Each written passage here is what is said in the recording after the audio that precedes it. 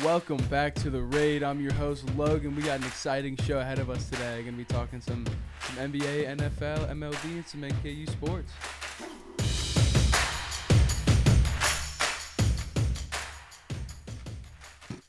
Welcome back to The Raid, everybody. I'm your host, Logan. I'm here with Alex. What's up? I'm here with Paris. Good afternoon. So, early NFL offseason talk. It's not technically the offseason yet. We still got the Super Bowl coming, but want to talk about which team has improved the most since the head coaching cycle is done.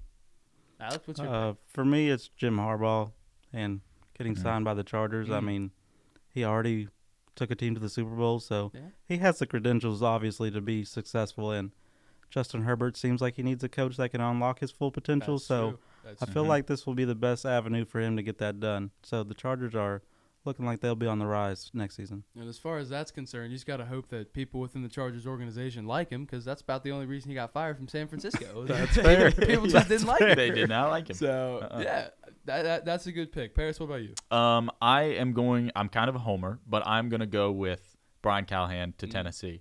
I just think first of all, he brought his dad over from Cleveland, the best O-line coach in the league, Bill Callahan. That is true. And I think, like, if you're looking at Will Levis's development, assuming they continue to stick with Will Levis, I don't see why they wouldn't. I think having a guy like Brian Callahan as opposed to Mike Vrabel, a guy who's going to try to coach up a young quarterback, I think that's going to do wonders for the Tennessee offense, not just Derrick Henry inside zone, third and long, incomplete pass. Yeah. And an offensive mind with those offensive stars will really unleash the talent that they really should have had this whole time. Yes. That's true, but is Derrick Henry going to go back to Tennessee? No, I don't think so. Where do you think he lands? Pittsburgh. I think any team would take him. I don't know, Philly maybe. Philly. I think that there was talk of the rich that get trade richer. deadline. Yeah, right. Yeah. I don't know. As far as the head coaching picks for me, I'd have to go with my favorite one, Vegas, retaining Antonio Pierce. I think it's a good stability hire. He changed like the interesting culture that Josh McDaniel had established there. That was very interesting. But Antonio Pierce, like, the players love him. He's a great locker room guy, and ownership was clearly like sold on him after his interim stint. So they gave him the full-time job, and I think that's exactly what the fans wanted. Yeah. I really think that was the best pick for them. I don't think he was the best head coaching prospect out there, but I think specifically for their situation, it's a home run hire. And now you don't have to trade Max Crosby because he said he was like, if they don't hire him, I'm going. I'm not sticking around. You won't see me. And that's a guy you don't want to lose off your Yeah. team. Like Max Crosby, that's just a home run player. The Raiders did hire Tom Telesco, though, from the Chargers. I feel like that's a bad hire for GM. Mm-hmm. I don't like that at all. I don't think the Chargers roster was as good as what people thought it was when it was, when they signed Khalil Mack or did they trade for Khalil Mack? I think they traded. They got Khalil Mack and they got J.C. Jackson, and they got players that on the defensive side that were kind of maybe washed a little bit. Well, I don't know. I don't know about that hire. The main thing is, though, that the players actually like their coach now, so Yes. that obviously showed a difference in how they were playing. I wonder what Chandler Jones is gonna say. Oh God! Oh my God! Has he not said anything? I don't already? know, man. I haven't been paying attention. He has not. Yeah, the guy who murdered. What did he say? Oh, he said that McDaniel killed Aaron Hernandez. Where did that come from? Aaron Hernandez. Yeah, that's crazy. That's all right. Well, switching gears. Who are you guys' top 3 draft crushes? Who do we like in the draft? So I'm a big fan of Jerzon Newton out of Illinois, interior defensive lineman. There's gonna be a lot of talk about Byron Murphy heading up to the draft, but I'm telling you, this time next year we'll be talking about Jerzon Newton in a higher way than we're talking about Byron Murphy, because this guy has got all of the pass rush interior lineman moves, swim. He's got a bull rush. He's got a repertoire of moves that he goes to. He's crazy athletic, and I think he'll be like 22 on draft night, maybe 21. Super young. Well, I was thinking more like the top of the board, like Marvin Harrison Jr. is what I was thinking. Well, yeah. Because the Bears, it's debatable whether they need a quarterback or not. Yeah. So I feel like they should go get him and see how he does with Justin Fields and make sure he has a weapon before they evaluate how he's really doing. Right. And I think he is the surefire best receiver in the draft. Yeah, no, a guy like Marvin Harrison is definitely someone that like I'm obviously considering for that. I mean, he's a freak athlete, tall, good frame for an NFL wide receiver. The only like downside I see from him is that he can't break tackles. But my pick, it might be a little homer picking a Notre Dame guy, but offensive lineman Joe Alt.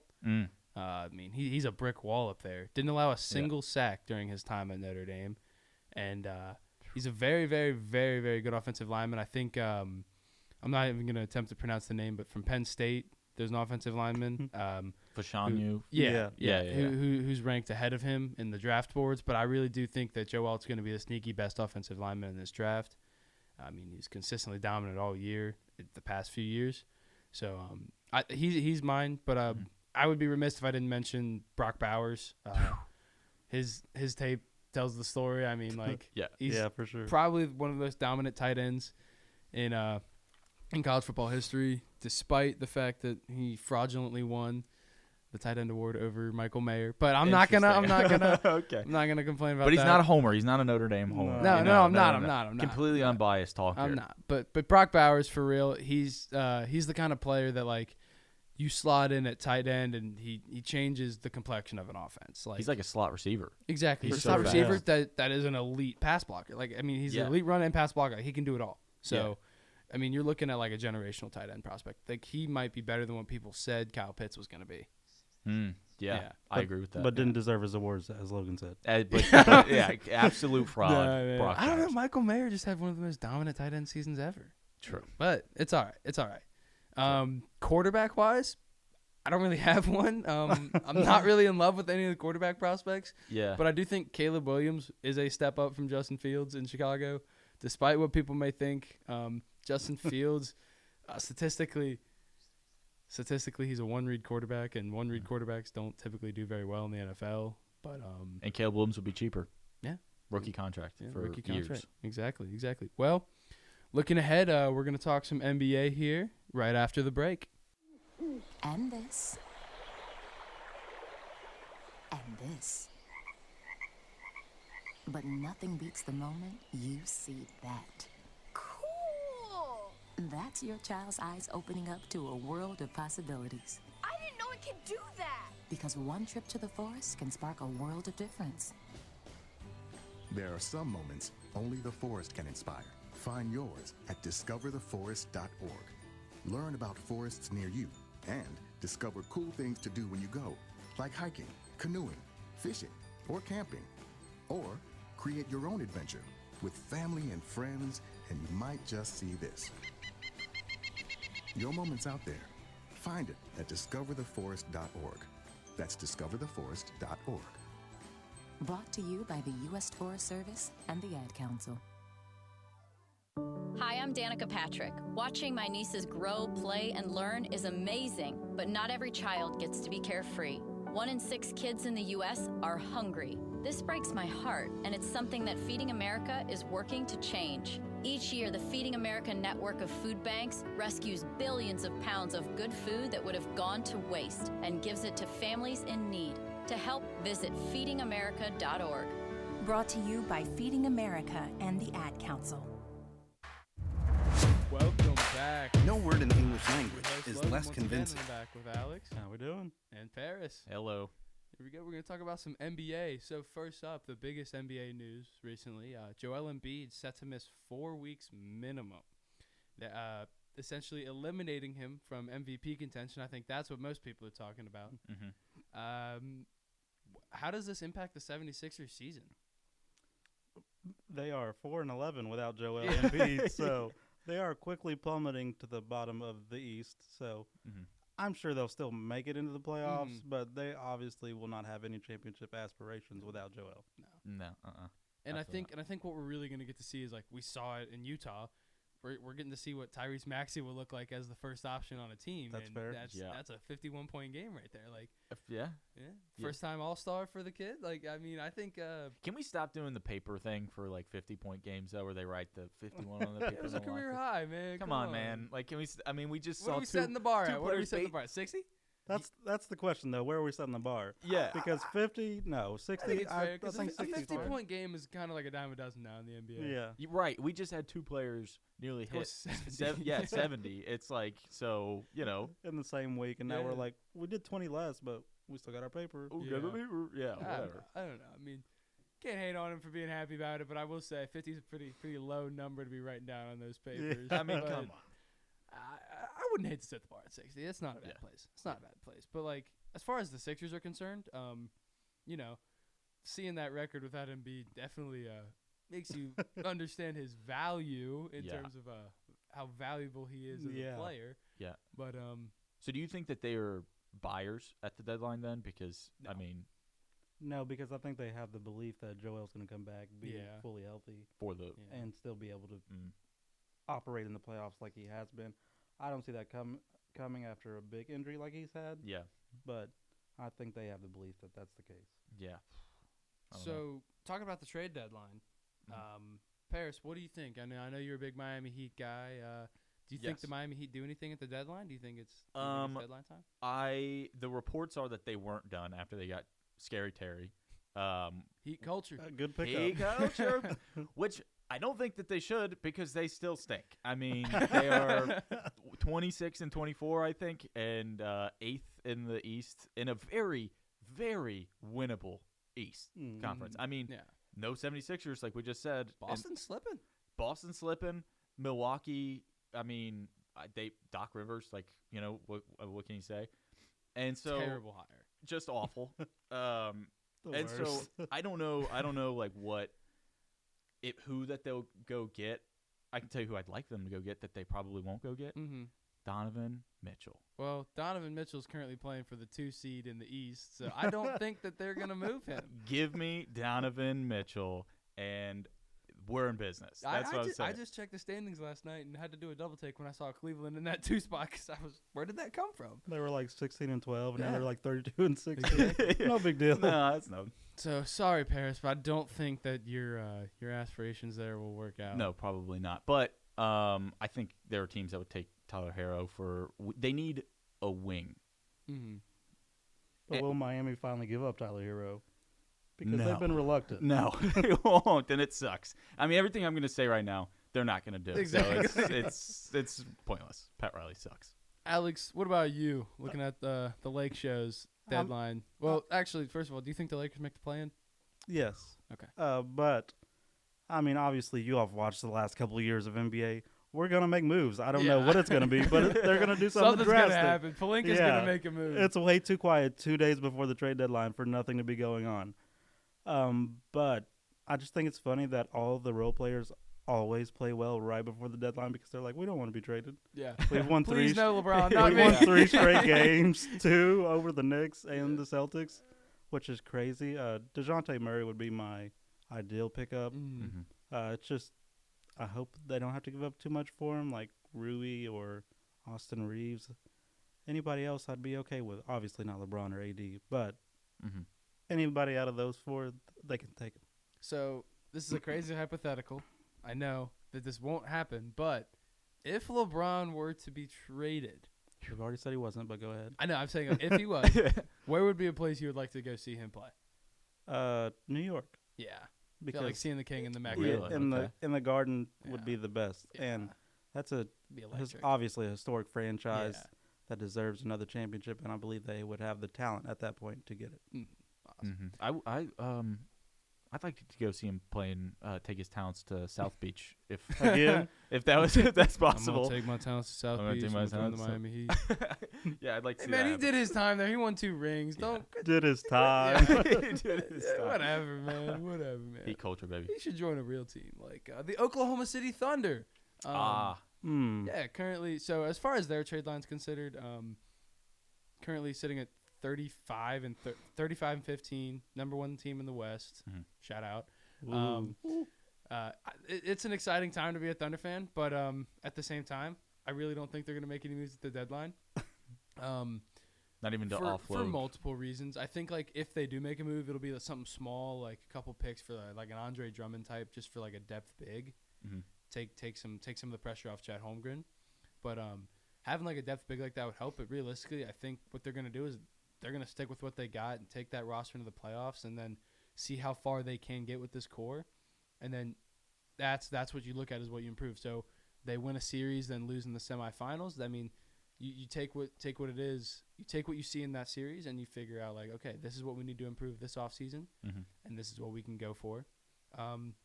My dream player for this roster would be Lauri Markkanen. I think seeing him in that offense would be electric. Having him, Shea, Dort, Williams, and Holmgren in the starting lineup, because I assume we would have to trade somebody like Giddey to get him. I'm sure. Sure, yeah. Just Which for would be no hard to part particular with. reason. Giddey just had a legacy game against Toronto, by the way. Season high, 26 points. I mean, he's reason. back. But he's back. But I think Back from what? What? back from just having a struggle on offense. Yes, okay. He is back though. Okay. He's finally finding his groove now that people aren't booing him every time he touches the ball, pretty much. But overall, I just think they're going to stand pat and then take what they got into the playoffs and see what they can do. So looking forward, we're going to talk some baseball. We got some preseason award and World Series picks, as well as Corbin Burns to the Orioles.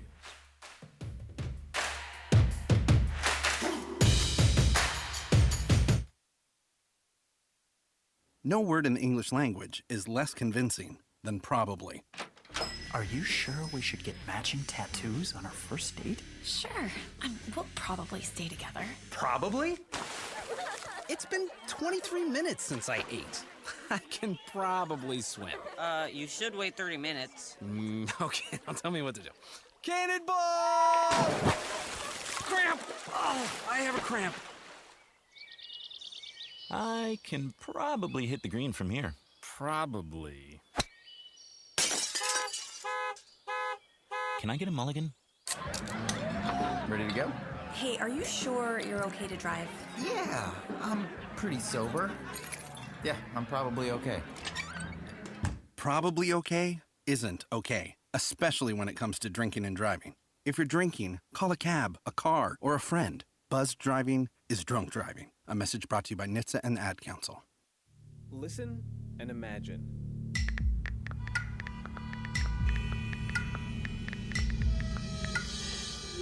It takes 5 seconds to send a text, and for those 5 seconds, you're driving blind. Life is worth more than a text. Stay alive. Don't text and drive. Visit StopTextStopWrecks.org, a message brought to you by the National Highway Traffic Safety Administration, Project Yellow Light, Noise, and the Ad Council. Welcome back. I am your host, Logan, and I'm here with Garrett. Never forget, baby. And Paris. Thanks for having me back. Yeah, absolutely. So, the biggest news in the MLB recently is the deal that was struck between the Brewers and the Orioles. Corbin Burns traded to Baltimore. And the package that Milwaukee got was not the arm and the leg that I expected it was going to cost to get Burns. No, the Orioles really won this deal. Yeah, by far. Yeah. The one thing they were lacking all last year was that veteran arm in that starting rotation. And Corbin Burns really does fill that hole. I mean, you had people like Do you think about like Orioles pitchers? Yeah, Orioles like Grayson Rodriguez. Yeah, Grayson Rodriguez. John Means is too up and down. Right. It's a I'm trying to think like of their. I'm trying to think of their ace that they. I think it was technically Rodriguez. Yeah. Yeah, Grayson Rodriguez was good, but Corbin Burns definitely sort of fills that hole that they had. No, but it is only for 1 year. It is, right? Like is it a rental? He's a rental, isn't he? It's only for 1 year. Check that. I'm not. So I think that's why the return was so minimal, because I think they're only getting him for 1 year. I think. Could be wrong. Yeah, no, I'm not too sure about that. If you want to go ahead, I'll double check that. But either way, like that's like a Cy Young level pitcher that you're adding to the front of your staff. Exactly. And that's big because, I mean, I've gotten to see Corbin Burns in person cutting up the Reds one too many times. Mm-hmm. So it's like, get him out of the Central. I'm not mad about it. Cincinnati-based podcast. I'm glad that Corbin Burns is no longer in our division or in the Central or in the National League. Yes, thank God. And the Orioles, speaking of, also new ownership. Right. Yeah, that's big. I'm actually very, very happy for Orioles fans. They deserve that. Yeah, they deserve that. Yeah. I will not comment any further about any other owners in the Major League Baseball. I'm serious. I won't. So looking ahead, do we have any early World Series predictions? NL, AL champions? I mean, at this point, how can you not even consider the Dodgers? I mean, yeah, they're the obvious pick. Also, I think it broke while y'all were in here, but Kershaw's signing back with the Dodgers. They're reaching an agreement. Oh, okay. So I mean, it's kind of. I think that's what everybody So they're expected. chalked up for at least 2 or 3 playoff losses. Yeah, I was going to say, so in that case, then I'm going to change my prediction. Yeah. It's okay. They just won't pitch Kershaw in the playoffs. They'll just use him as the regular season workhorse and then sit him. You think Ohtani will be ready for the playoffs? No, he won't be ready. He won't be ready for the playoffs. He'll just DH the whole season. The Dodgers are smarter incoming than that. 70 home run season. For real. Yeah. When you take away half of an entire player's repertoire, the other half is just going to go to places unknown. So I wouldn't be surprised if Ohtani smashes 70. I don't know. I mean, just looking at like other like sneaky kind of picks, you could look at someone like the repeat Rangers. I mean, I think they still have the roster to do it. They've made some moves in the offseason for certain. I actually kind of like, especially with the Burns move, the Orioles. Yeah, this past year. This past year was they are now rebuilt. They have finally rebuilt, and last year they got a taste of the playoffs, and they want more. And that's what I was saying. That's what I was saying previously, like with the Oklahoma City Thunder, right? Yeah. They have this young roster. They're going to take it into the playoffs and see what they can do. That's what Baltimore did last year. They saw what they were missing, and they made the necessary moves. And now I think this could be the year Baltimore takes a step. Yeah, I agree. Sure. Burns is a rental, by the way. I just wanted to. Fair enough. Don't want 1 year deal, but he's a 1 year deal. That's a pretty good rental. That's a great. I'll take that rental. Great rental to have. The trade still definitely favors Baltimore, but by far, it's the executive section. It hurts right there. Yeah. Yeah. So, I want to talk more about like locally Cincinnati. Made the move. Obviously, a small move signing Josh Harrison. Good depth piece. He's a utility guy. He can play any infield position. Local prospect. Yeah, local prospect. Yeah. You and I said it moves the needle. I mean, we're talking 100 wins, World Series, NL favorites. Yeah. Woo! Yeah, there you go. Yeah, but I think it's going to be a fun year down at the ballpark. Great American's going to be rocking this year. Yep. Bringing back the majority of the same roster, but like with an addition like Jaimer Candelario, I mean, I think the Reds are going to be fighting for the top of the Central this year. I really do. I agree with you. And especially like the Brewers offseason's just been so weird. Yeah. Because like so many like lateral moves. Like like you trade Mark Canha. Yeah. You go and sign Rhys Hoskins. Yeah, you sign Rhys Hoskins, but then you trade Corbin Burns. I can't tell what direction they're going in. It's weird. I really can't. That's just the Brewers, though. I am constantly befuddled by the Brewers and their ownership, because it's like they seem to go for it and then they don't go for it, and then they'll dip a toe in and then they'll take it out and then they'll jump in and then they'll. It's just like, make up your mind, guys. Exactly. Yeah. And that's why it's so frustrating playing against them as a Reds fan, because they're not good. Like you watch. Well, I've watched the Reds, lose games 0-1 to 13 games to the Brewers last year. It's so frustrating because knowing like they're going to get to the playoffs and then nothing will happen. Exactly. It's kind of been rinse and repeat the past couple of years in the Central, where it's like the Brewers get to the playoffs and the Brewers do absolutely nothing in the playoffs. So what are we doing? So infuriating. The guy I was thinking of earlier for the Brewers or for the Orioles pitching staff, Kyle Gibson. Okay. Kyle Gibson sort of emerged as their ace towards the end. So he's gonna have to take a back seat to Burns, though. I mean, you can't just have Burns and not be like your opening day starter. Opening day, yeah, absolutely. So, well, as far as the Reds are concerned, what do we think win total wise? Where do we think we can line? I think sitting them at like the 88 to 91 wins isn't an overreaction. I think that's. I don't think it is either. I think that's a perfect close. I was thinking mid to high 80s as well. I would be absolutely ecstatic if we got 90 wins. Oh yeah, that would be incredible. Yeah, that would be incredible to see. But 2 years after losing 100 games, right? 90 wins. We're next in line after the Orioles, right? Yeah, that's right. That's right. I mean, it was a pretty like rapid turnaround there from like the 6-year rebuild to making the COVID playoffs to just barely missing the playoffs to blowing everything up and then bringing it all back together again. I mean, Yeah. it's a crazy phenomenon. Yeah, yeah. But yeah, we're just gonna go ahead and thank everybody for listening to the episode today. We've had a lot of fun today, a lot of good segments, and yeah, thanks everyone for listening. We'll see you guys next time. Welcome back to the Raid. I'm your host Logan, and I'm here with Alex. How we doing? I'm doing good. Alex, would you like to introduce our special guest? I sure would. Today we have a Raid podcast exclusive interview with the head coach of the women's basketball team here at NKU, Camryn Volz. Thank you for being here today. Thanks for having me, guys. Absolutely. So let's start with the beginning of the year. Started out a little tough due to injuries to Kylie Davis, Kenny Diago, among others. How do you feel your team rallied around each other during that time? Well, it was, I think, a combination of things, but the injuries seemed to happen every day almost. It was one person out, somebody else came in.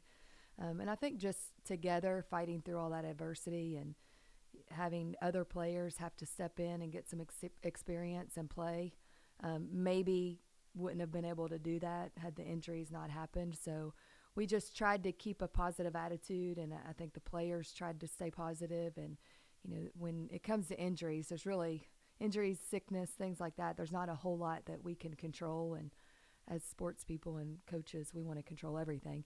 But I thought the team just did a nice job of just staying positive and helping each other through all the hard times. And, you know, it's just as frustrating, if not more, for the one that's injured because they don't have any control on when they can come back and how that heals. So I'm proud of our team and how they continue to just fight through some pretty tough times. Awesome. Well, recently you got your 100th career win, so congratulations on that. Thank you. What does it mean to have that type of longevity and success in your first head coaching job?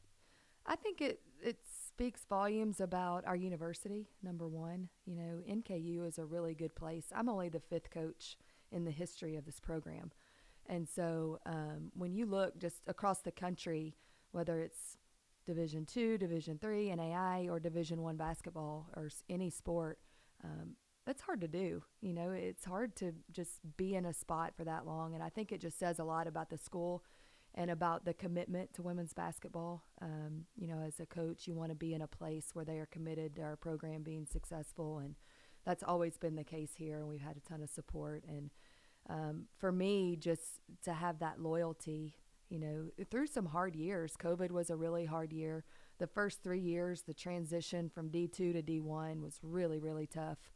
And we didn't have winning seasons. And this year, you know, if we win every game, I guess we can still have a winning season, but still some pretty tough games ahead of us. So, you know, it's for me, I just am thankful to still be here. I've never been one to want to move around and look to move. This is where my feet are, and this is where I want to be, and I want to build this program to a mid-major powerhouse. Awesome. And as of recently, the team has got pretty hot. They are winners of 4 of the last 6. So what would you say has been the key to that success recently? Consistency, no injuries. We've really been focusing on our defensive intensity in practice and in games. I think our defense has improved a lot. We also have 2 freshmen starting and who have started most of the season. And so, you know, when you're depending on freshmen, that's hard in itself, minus the injuries. So, but I think the fact that we've been able to consistently keep our core group on the court is the reason for the recent success. And there's a road trip coming up starting on Thursday with Green Bay and Milwaukee on the docket. What do you think is the key to keep that momentum going? Well, this is the toughest road swing that we have. It's why in the non-conference we play teams like Tennessee Tech, who won their conference last season, Middle Tennessee, who also won Conference USA last season and is on the brink of being in the top 25. They're just a really good team. And we went on the road and played Tennessee Tech with 1 day in between and then played Middle Tennessee. And the reason we do that is to prepare for teams like Green Bay and Milwaukee because this is a really tough swing. Green Bay, first up, they just had a tough loss to Cleveland State. They lost by 23 the other night at Cleveland State. So they're going to definitely be ready to, I'm sure, get back in the win column. They're also 9-0 at home this year. And so it's just we had our first first win against Green Bay at Green Bay last season, first in a history of our program. And so we know it's a really tough place to play. It's going to be a really hard game. They get 2,000 plus people in the stands, so it's a great home court advantage. But hopefully we've prepared enough, and we'll get one more good day of practice in tomorrow and go out there and compete. You know, the goal is last game they beat us pretty good, so we're hoping that we can just compete a little bit better and it not be that type of game. Okay, Logan, I know you had a few questions for Coach. Yeah, I'm gonna shift gears here a little bit and kind of pick your brain a little bit. So what was it that made you decide that like coaching was the career you wanted to pursue? Like what made you decide that that's what you wanted to do? Well, for those who don't know me well, I come from a long line of coaches in my family. So starting with my grandfather on my mom's side, he was a longtime high school boys basketball coach in the state of Indiana and Kentucky. My uncle Jake, who is my mom's sister's husband, is a longtime SEC official, football coach in the state of Kentucky.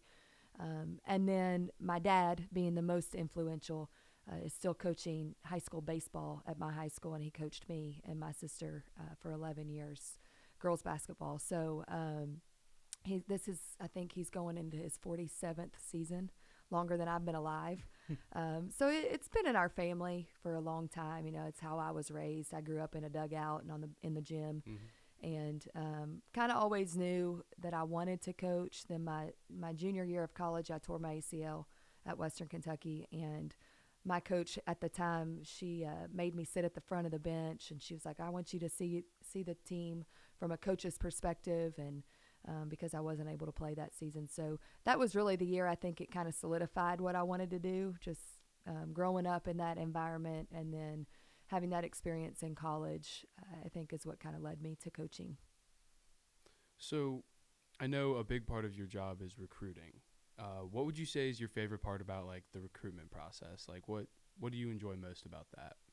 I really enjoy watching players at a young age, so getting to see them when they're 8th graders, freshmen, and then seeing how they develop over the next 2 or 3 years in high school. And to me, that says a lot about what's going to happen at the next level. You know, if they continue to improve in high school, then in my mind, I'm thinking, okay, they've got the work ethic, they've got the skill, and they've got the competitiveness to want to continue to get better, which is what we're always focused on here. So that's probably my most enjoyable part of the recruiting process. That's awesome. So with 100 wins under your belt, I know you've probably coached at a lot of different places. Where's been like your favorite arena that you've coached in? Like, where do you think the best place you've coached in is? Oh man, that's a tough one because they're all really unique. And my experiences have all been really good ones. I've been at really historically great programs. So, you know, you go from Austin Peay to Missouri State, home of Jackie Stiles, who was the all-time leading scorer until just recently in the past 5 years or so. And they had a great, rich tradition, Final Four teams. Then I went back to Western Kentucky where I played, been to Final Fours, and that was special because I played there. And then I go to University of Dayton, and we're a mid-major team in the top 25 and made the Elite Eight, and 5,000 plus people. So I guess if I had to pick, it'd probably be Dayton. Kentucky was cool because I grew up in Kentucky. I grew up 30 minutes from Lexington, and getting to coach in Memorial Coliseum in front of those fans and getting to play in Rupp Arena, that was pretty cool also. So it's really hard to pick because I've been at some really great places. Definitely. So Alex and I, both big-time supporters of women in sports. What do you think, like, do you have any advice for young women who are trying to get into coaching or working in sports, just anywhere in the field?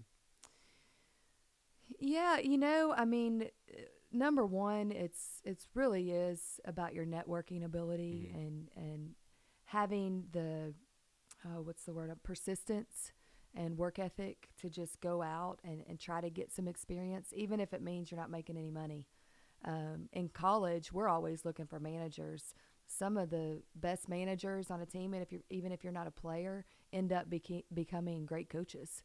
And so I think getting involved, however you can, whether it's with a high school team with a college team. Right now in the world we're living in, you know, everybody wants it and they want it right then. And in the coaching world, it doesn't, I mean, you really do have to work your way up. Things just aren't handed. And so I think just showing that you are dedicated to coaching and dedicated to making players better, and doing it for the right reasons. You know, we don't do this for the money.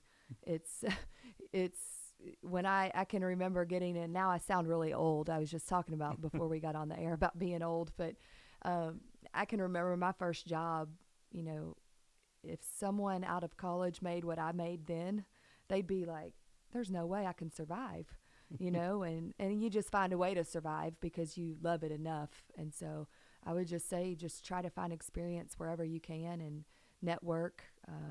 If you have the ability to go to a Final Four and be at a convention or something like that where you're just constantly growing and learning and meeting people, I think that's another good way. For sure. Well, I'll close it out on this last question here. Do you have a national champion pick this year? Do you have anyone in mind who you think could go all the way?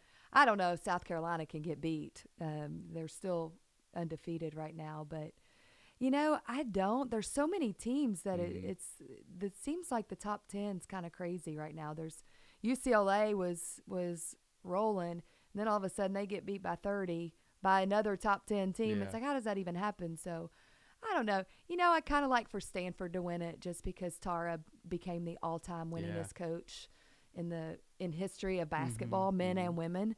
And I think that's amazing. And, you know, that might top off her year to just go out with a bang. Well, that would be a pretty perfect ending. Yeah. Well, just want to go ahead and thank everybody for listening. Thank Coach Volz for coming on. It was great to talk to you. Absolutely. Thank you guys for having me. Always happy to come anytime. Absolutely. Well, that'll be it for us, and we'll see you guys next time.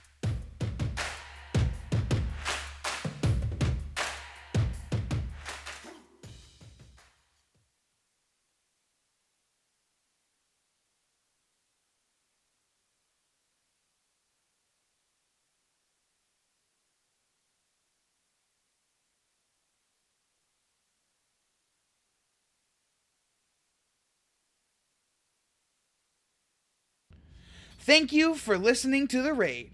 We'll be back next Tuesday, but in the meantime, check out our other Friends podcasts over at the Norse Benchwarmers, also on Tuesdays, and the Not So Small Talk Show on Thursdays. Again, you were listening to The Raid.